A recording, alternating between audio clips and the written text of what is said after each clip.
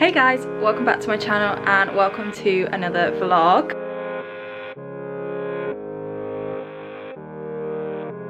Today is Monday and yesterday was Mother's Day. I had a really lovely day for the most part. The boys and Josh made an effort to make sure I had a special day. I got some lovely little bits, which was really sweet of them. However, at 5 AM I woke up with the most excruciating belly ache and ended up in the bathroom for an hour. I then proceeded to feel horribly sick for the rest of the day.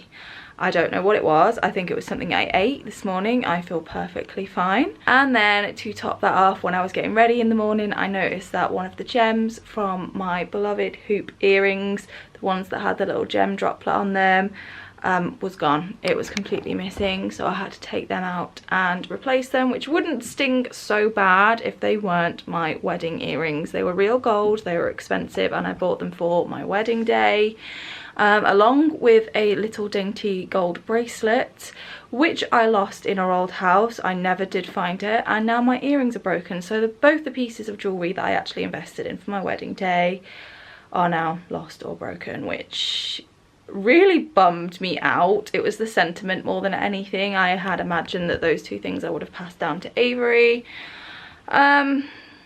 But yeah, I might try and do something with the earrings. I know that you can buy little charms to dangle off hoops, so I might try that. I don't know, but I'm still a little bit sour about it, I'm not gonna lie. But nonetheless, I still had a really nice day. I went to visit my mum, and then we went to visit Josh's mum. So we spent the entire day out of the house. I wasn't feeling well, but I kind of just battled through just so that we could spend some time with our mums. This is what I got for Mother's Day. So I got this lovely giant chocolate coin that says best mummy on it, or best mum, sorry. And Josh actually had Avery hold this and woke me up in bed with a cup of tea, and the boys brought me in some beautiful flowers. Not these ones are Josh's, don't ask, they're from my mum. These are my Mother's Day flowers, and Josh knows how much I love roses, and I think they're absolutely beautiful. I had a lovely card from all of them, and then Zach and Eli, and I absolutely love this. Zach and Eli made me a card in school, so I knew they'd made them. I told them to save them for Sunday just so they were more special. This one here is Eli's, and I can tell he did his absolute best handwriting here.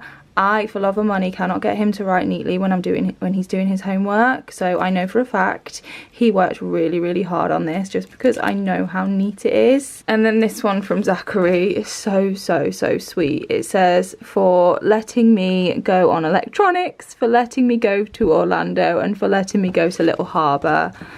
So adorable. He's drawn a lovely picture of me there. Not too sure how to feel about that, but I love homemade cards. I love when the boys write what they want to write in cards as well, just because they're so innocently blunt and to the point. I just find it so funny and it's adorable, so I was really pleased with that. So all in all, it was a really nice day.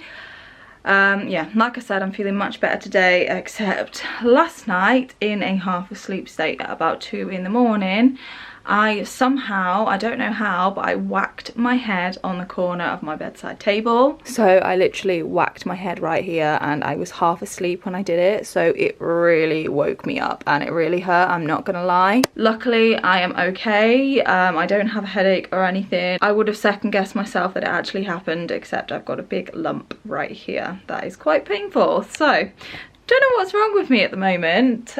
Great way to start a Monday, but it's alright, it doesn't hurt if I don't touch it, so I'm fine. Little Madam's feed has just finished. You may have noticed Avery has a new seat.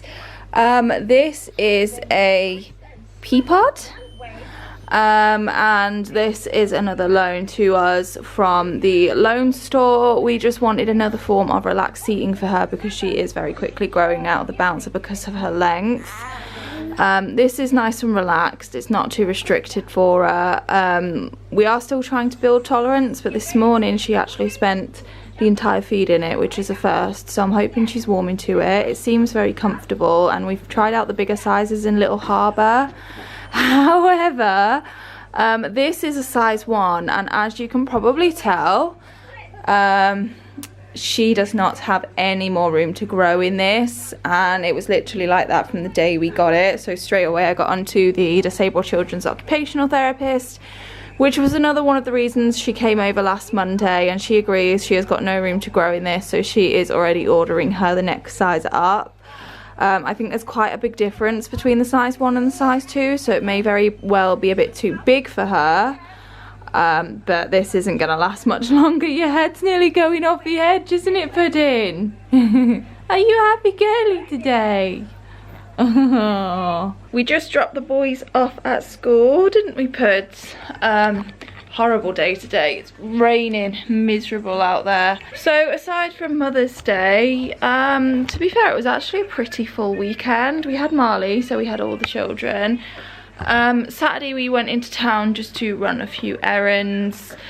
I popped into Ouch, which is the piercing place that I had my 2 most recent piercings, and I spoke to them on my mum's behalf, because I'm not sure if I've told you about it yet. I think in my last video I talked about how my mum went back to the piercer that did her piercing, because she was having some problems with it, and turns out that the swelling had completely engulfed the entire bar. So the ball itself had gone into the piercing, into the skin, and it had healed over like that. Now, she was just going to ask him his opinion on whether he thought the ball was in there or if the ball had fallen off and it could just be taken out. I couldn't go with her because I was waiting for Avery's physio appointment on Friday, which you guys know about. However, the physio did not turn up. She got her wires crossed with another child. That's another story. So we've got a new appointment this week instead. So I was a little bit peeved that I couldn't go with my mum, because I think it really would have helped if I was there, because from what my mum told me he did, I wouldn't have let it happen. As soon as he said he thought the ball was in there, that would have been it. It would have been an A&E job to make sure it was sterile, it was safe. But he proceeded to push the ball back out of the already healed skin. So bearing in mind, this isn't even a bar with a slight sharp edge. This is a blunt ball, which really hurt her. And when he did manage to get it out, he said she had to have one put back in. Mum just wanted to have it taken out at that point, and I don't blame her. But he said she had to have it put back in, otherwise she would be in trouble, because something would get in there, it would get infected. Now I know that's a load of crap, because if a piercing gets inflamed or infected, a lot of the time people do take it out, and I even spoke to the piercer I went to and she said the same thing, it could have just been taken out. But he scared the wits out of her, so she let him put one back in, and at first he put another bar that was too small in, and then they settled on a 12mm bar, which obviously is way too big for, you know, the piercing itself, but it's accommodating the swelling, which wouldn't have swelled that much had he have put a bar that was big enough in to accommodate the swelling in the first place. He told me at the time that my bars looked too big, and I said yes, but they put them in big so they would accommodate the swelling. And now my mum's had to have a bar put in that is far too big, like way bigger than mine, because the swelling is way worse than what it should have been. He should have put a bar that was bigger in the first place, and it never would have happened. So she was completely traumatized by the whole experience. She phoned me afterwards in tears. He really hurt her. I'm really sad that I couldn't have been there for her, but I basically said to her, like, don't ever go back to him, because he asked her to go back in 4 weeks to change the bar. I said don't go back to him. So I went and spoke to the piercing place that I went to, and they are happy to change it to a smaller bar for her when the swelling goes down and when it's no longer hurting her, so she was really happy with that. I just feel really bad because we went to my piercer first on the day she wanted it done and they were fully booked. I wish we had have just waited for another day, but I found somewhere else and the reviews were pretty good. He kept saying apparently that nothing like that had ever happened before, which I find a little bit unbelievable considering it could have easily been avoided. Been in there, spoke to them for her, and they're happy to change it, so that's good. So in a few weeks time I'll go in with her and they can change it. They do nicer jewellery as well. You can pay a bit extra to have them actually use nicer jewellery in the piercing, so I think that is what she's going to do. She's going to treat herself, and then that way she doesn't have to touch it because she won't feel the need to change it. So that is essentially what we did on the Saturday. Just ran a few errands. Apart from that, it was quite a chilled day, wasn't it, Pudding? Hey? Avery was in the happiest mood yesterday. She was so excitable. It was really, really lovely to see. To be honest, not that you can tell by her face right now, but she is in quite a good mood today. Aren't you, Pudding? Hey, you're in a good mood, aren't you? She is doing so much better than she was. I'd probably say the viral infection has pretty much gone. She has still got a little bit of a chesty cough, but we did get a letter over the weekend and the doctors would like to do a repeat x-ray in a few weeks time just to make sure all of the aspiration has gone, which, considering she still has that cough, I think it is a really good idea. The x-ray is also on a Sunday, which makes it nice and easy for us because it means that we can just drive because I'll have Josh in the car as well. So yeah, that is that. And she also has her complex movement disorder clinic coming up in April. This is something that we've been waiting for quite a long time because she has dystonia and because we're not easily managing it. It's basically a clinic where we do have to go up to Bristol, so it is a bit of a trek, but she will see the physios up there and then she will see the neurologist straight after, and they are obviously in close liaison, so it's just much easier than the neurologist trying to get information from Avery's community physios. They can kind of run tests, do measurements, see what's going on, and hopefully either come up with a plan. I'm not sure what more of a plan we can have other than kind of medication management, and we've kind of got a plan for that already, but hopefully it will give him more of an idea of where her tone is and then where the dystonia is, because at the moment what he said is he feels that a lot of Avery's tone is actually dystonia. He says he doesn't feel like she has much high tone in her legs. He thinks her legs are okay. He says there might be a slight bit of spasticity in her arms, but he said mostly he thinks it's dystonia, but there isn't that much you can tell, I feel, from a 30-minute appointment. So we're gonna go and get that done. It's just another thing to tick off the list just to make sure we know we are doing everything we possibly can. I did also have a long phone conversation with Avery's physio on Friday after she didn't turn up, and we kind of discussed what we can do in terms of seating and whatnot, because she is just one of them children that doesn't like the supported seating, but she needs that support to help keep her spine and her bones straight. So we've got to come up with some kind of plan on what we can do there. And I also mentioned Botox, because that is always something that we've been open to. Avery's paediatrician made a referral quite a long time ago, but we hadn't heard anything, so I mentioned that to her because I do feel like Avery could potentially benefit from some Botox in her arms, just to target that tone in her arms, and that will do two things for us. Number one, it will obviously hopefully reduce some of the tone in her arms so that we can start to get her moving a bit more, and number two, it will help us gauge whether or not it really is mostly dystonia, because the Botox won't really stop the dystonia, or if a lot of it is the spasticity. I feel like that would be a really good thing to know for sure. A neurologist can only assess, really. So yeah, that is the plan at the moment.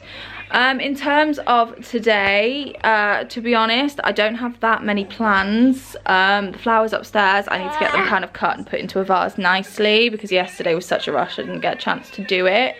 Usual housework, dishes and whatnot, keeping this little madam happy, doing her usual little therapy bits that we do in a day. Other than that, I would like to get cracking on pre-filming my content for when we're away in Orlando, because I am pre-filming a lot of content just so that a video is going up on schedule while we're away. because obviously I don't intend to vlog while we're there. I'm going to take some snippets on my phone, and Josh is probably going to take some snippets on his GoPro, and I'll see what I can compile when we get home. But this is solely a family trip. There is going to be no computer work involved. So I'm scheduling all the videos. They're all going to be going up. I don't plan to even look at my studio app. So I'll talk more about this in another video closer to the time, but I probably won't be replying to comments, and you guys know that I do my very best to reply to every single comment on every single video. So that I feel like will be a little bit hard for me to kind of resist the urge, but I'm doing it for my family. I'm not going to be replying to comments. I'm not going to be stuck on my phone for this trip unless it is booking rides and meals and whatnot. So yeah, that is my plan. So need to pre-film some content. I know exactly what I need to do, but a lot of the things that I want to film, like for example, I would like to film a pack with me. We're 30 days out now, so I am well within my scope to start packing. I know that's insane, but it's because we have so much stuff. I've got a very extensive packing list, and there's a lot of things that absolutely cannot be forgotten, otherwise it will be the end of our trip. So for me to start packing early and give myself that good amount of time to make sure we don't forget anything gives me a little bit more comfort. But then I can't do my packing video until I filmed another video that I've got an idea for. So I've got, you know, a few videos to be filmed, and they've kind of got to be filmed in order. So I could crack on with doing that today, depending on how little Missy is, depending on if she naps perhaps. Do you reckon, are we gonna nap today, Pudding? Oh, you're such a happy girly today. She's watching Justin's House on CBeebies. She really likes Mr. Tumble and Justin. She loves Teletubbies. She likes Bluey. What else does she like? To be honest, she likes pretty much everything on CBeebies, which I'm really, really glad about, because as you guys know, we spent a very long time of literally just having Frozen on repeat. Frozen 1 and 2, or Moana was before Frozen, and then Cloudy with a Chance of Meatballs. And as much as they are lovely films, I find CBeebies has a bit more of an educational element, which gives me a bit more comfort, because Avery is very much a TV girl. It's certainly not the way I wanted things, but after almost a solid year where she was constantly unsettled and upset, we found something that does calm her. It's almost always a fail-safe, so we use it when we need to. If Avery is having a hard time, if she doesn't want to do therapies, if she's not happy to be in your arms or be played with or cuddled, TV is also always our fallback. And I am going to talk a little bit more later on in this video about kind of like the timeline and the things we did that could have potentially had a factor in what eventually calmed Avery down and made her more of a happy girly. Someone did ask me in the comments to do that, so I think I'm going to talk more about that in this video. What do you think, Puds? Because you're a very happy girly now, aren't you? You're a very dribbly girly, but you're happy, aren't you? Yeah.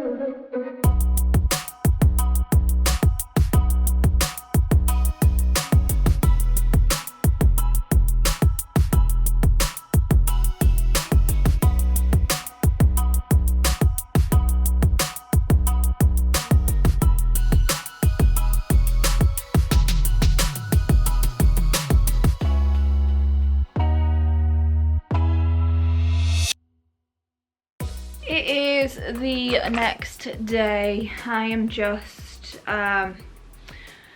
giving Avery her next feed. I decided not to film anymore yesterday for this video just because, like I said, I'm trying to get like all of my kind of footage in order and stuff for Orlando, or when we go to Orlando.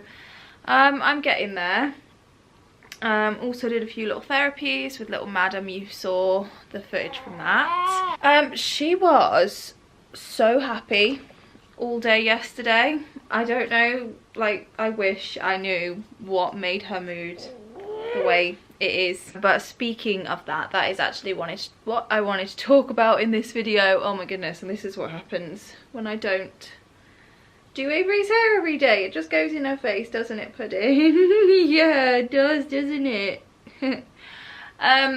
So when Avery was, I'd probably say less than 1, so definitely for the first at least 8 months of her life, she was for the most part inconsolable all the time. She was sad all the time, she cried all the time, she was so fussy, she never wanted to be put down, and even when she was in your arms, you couldn't just hold her. That wouldn't keep her happy. You literally had to be bouncing with her, and I don't just mean like a gentle bounce, I mean you had to be squatting with her to keep her happy. Like, she really needed that strong sensory input. She needed a ton of interaction.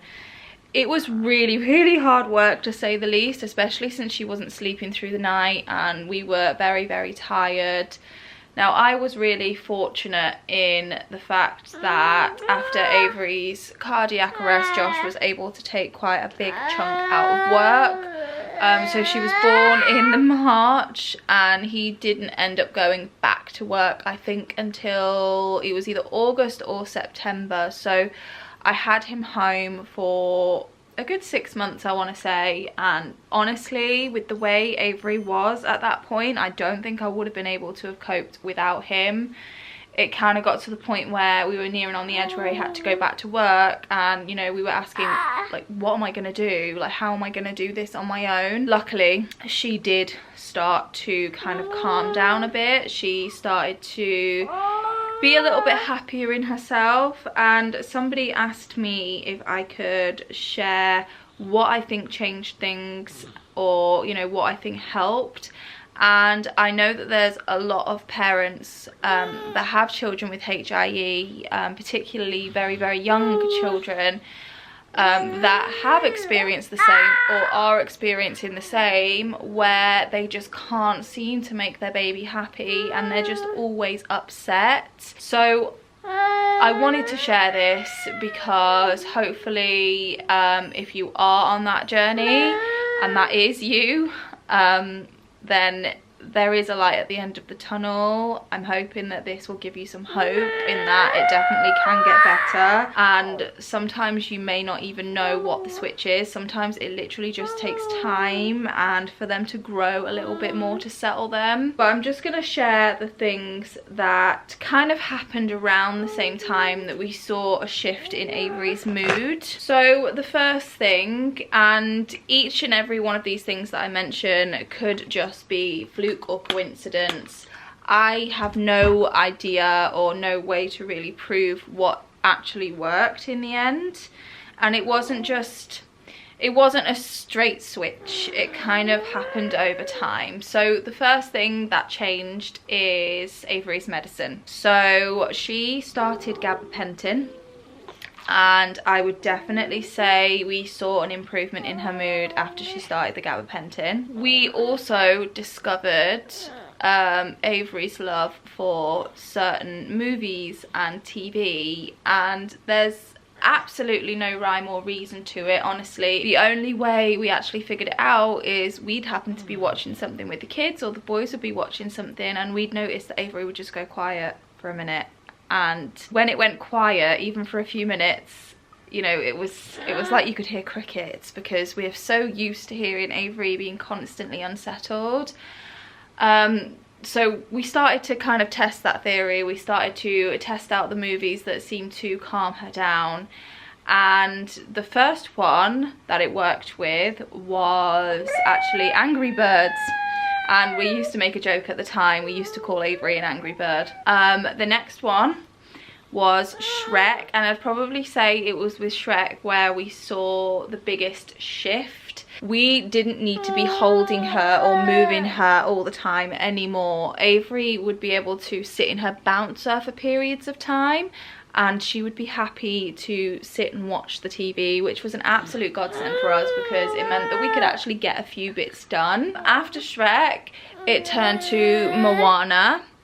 And again, it got even better. She would sit for longer periods of time. She would be happy. And I'd probably say it was around this time when we really started to see Avery smile.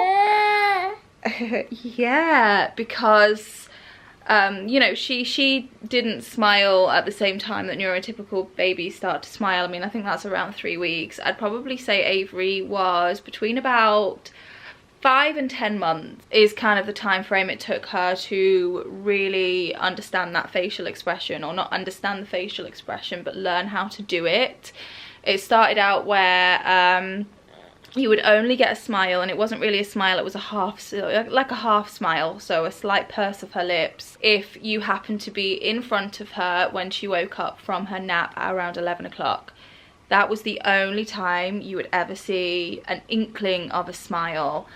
And it was like that for a really, really long time. And eventually, over time, it just evolved. And then Avery started to smile without interaction. So she'd smile at things on the TV. She'd smile at watching people. And I mean, it was a breath of fresh air, but it's also the nicest feeling knowing that they're happy. For so long I just thought Avery wasn't going to be happy, and you can imagine how hard that really hit considering her kind of life-changing disabilities. I've always said that nothing matters, what she can and can't do, it doesn't matter as long as she's happy. Her happiness, you know, is priority. It comes above everything else. It doesn't matter if she can walk or talk or eat. As long as she's happy, then why does it really matter in the bigger scheme of things?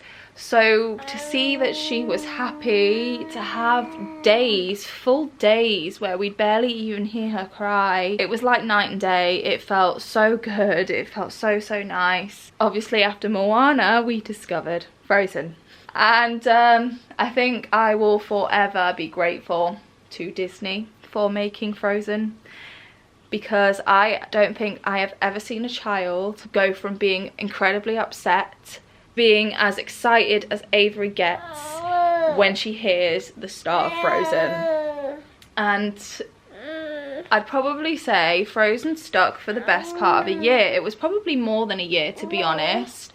It was Frozen on the TV all day long. Even if we were doing kind of therapies and doing other bits around it, we'd keep Frozen on in the background because we know the sound of it comforted her. It was our fail-safe in the car. If we had a longer drive, we would use Frozen on our phones or on the tablet to keep her a little bit calmer. It was Frozen everything. But for us, we certainly didn't see it in a negative light whatsoever. I know there's a little bit of controversy on screen time and children, but when we had witnessed her upset all day long, every day for months and months and months, seeing her find so much joy in something, we didn't care what it was, so we let her have it. And now, you know, that's evolved. When we moved into this house, we didn't have internet for a few days, so Frozen was a no-go because Frozen is on our Amazon Prime account. So we had to stick with normal TV. So I put CBeebies on. I didn't think it would work because it wasn't Frozen, but lo and behold, she enjoyed it, and now she's fallen in love with CBeebies. And again, it's another one of those things where if she's unhappy, I just need to turn it on and you'll see a beaming smile on her face. And it definitely makes me much happier that she's grown an interest and kind of expanded her interest in what she watches, because I like the fact that CBeebies does have a bit more of an educational element. Obviously I'm not sure how much of it she can understand, but you know, over time children learn things from what they watch and what they see. But honestly, I think one of the biggest factors is probably just time. Avery has severe reflux, which could have played a part in why she was so unhappy all the time. She is on omeprazole for her reflux, but she was on that for a really long time. We didn't see a big shift when we put her on that medication. The shift came, I'd probably say, after the gabapentin and when she was more edging to a year old. And I have heard other people say that usually it is the first year that's the hardest, and I for one 100% agree with that in terms of kind of managing and Avery's mood and whatnot. I think once you pass that first year, everything almost becomes second nature. In our experience, Avery was much happier after she was a year old. She also had the G-tube surgery last April when she turned 1, which again had a massive part to play in her mood, because we were no longer having to mess with her face every other day, changing her tapes. We weren't having to repass a tube every couple of days. When we clean her G-tube, or change her G-tube for that matter, she doesn't even flinch. So I know for a fact that she is a lot more comfortable now that she doesn't have that NG tube there. So I think just all of these things possibly had a little bit of a part to play in the shift in Avery's mood. But honestly, if you are in those very early days and you can't figure out why your baby is so upset all the time, I've been there. I know exactly how it feels, and it gets better. I mean, you guys have seen Avery on some of her grumpy days. I'm not saying that, you know, she's completely converted and she's a child that never gets upset. She does have very grumpy days. She has days when all she wants is to be cuddled. She has days where she doesn't know what she wants. But for the most part, she is happy. She has more happy days than unsettled days, and when she's happy, I can see the joy in her face. I can see the excitement and the pleasure in her face, and that, as a mum, especially as a mum to a child with life-changing conditions and life-changing disabilities, it means everything, because if she's happy, that makes everything worth it to me. Now, one of the tricky things with a baby like Avery, I'd say, is definitely figuring out their preferences, because they're human. Of course they're going to have preferences, such as, you know, the things that Avery likes to watch on the TV. We tried so many different things. I mean, the one thing I'm still quite upset about is she doesn't like Encanto, and I just absolutely love the music in that movie, but nope, she doesn't like it. Avery does have preferences. It's not just TV in general. She prefers certain things over others. She prefers certain playtime. She prefers certain toys. And because she can't communicate with me, and because, you know, it's not as easy to gauge when she's actually interested in a specific thing or if she's just in a happier mood, it's not easy to figure out what her preferences are. But once you do, you can really roll with that. So for Avery's therapies, if I know there's a particular toy or TV show that she likes, I will use that, and it just makes things a little bit easier. I mean, even positioning, I mean, I think that's probably another thing that played a massive part. We learnt over the first few months that Avery does not like to be cradled. So kind of the way I'm holding her now, unless you are kind of vigorously rocking her, or unless you're trying to get her to sleep, if she's not tired, she is not happy being cradled like this. And usually friends or family members, their initial instinct when they hold her is to hold her like this, to hold her like a baby. She doesn't like it. Avery likes to be sat up most of the time. Again, that's not the easiest way to hold her, because then you've got to support her head for her. But she likes to be sat up. She doesn't like to be laid down, and that could have something to do with her reflux. But she likes to lay on the floor. So again, she's very particular. She doesn't like to be laid down in your arms. She does like to lay on the floor. She's also the same in certain positions in terms of seating. So she likes her bouncer. She didn't at first. That was just another thing that made her upset. But she likes her bouncer. She's warming to the pea pod, and she likes to be on the floor. All of the other equipment, or the car seat, or the pushchair, she does not like. She is now starting to tolerate the pushchair if we are moving. The second you stop, oh, she blows up. But we've learned that Avery just doesn't like to be strapped down, basically. She likes the freedom, and I think that's why she likes the pea pod and the bouncer, because they only really strap her in kind of at the crotch. They don't force her arms or her shoulders down. and that could have something to do with her dystonia.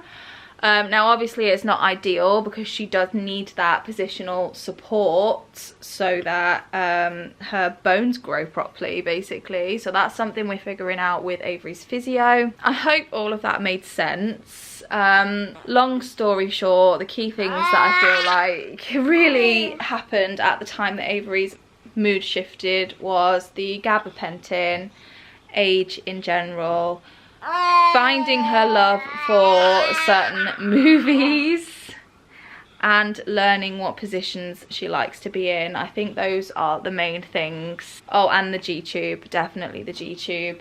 But not that you would know right now because she's being a little monkey. She's a very happy girly and you are a pleasure to look after every day because you bring so much joy to everyone, don't you?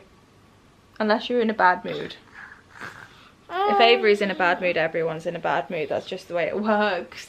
But anyway, I hope that is helpful to those of you that are in or have been in a similar situation. And I think that is where I'm going to close this video off, just because mostly this video, that is really all I wanted to talk about.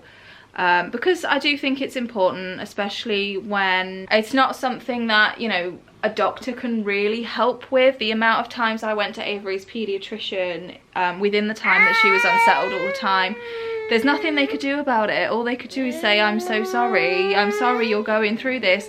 They can't figure it out. So it's really up to us as parents to just kind of support each other through it. It does get better. If you did enjoy the video, then as always, please give it a thumbs up and hit the subscribe button if you would like to follow us along on our journey. And with that said, we will see you guys in a few days with another video. What are you doing? Oh dear. Can you say bye-bye? Can you say bye-bye? Say bye-bye. Bye-bye. Bye, guys.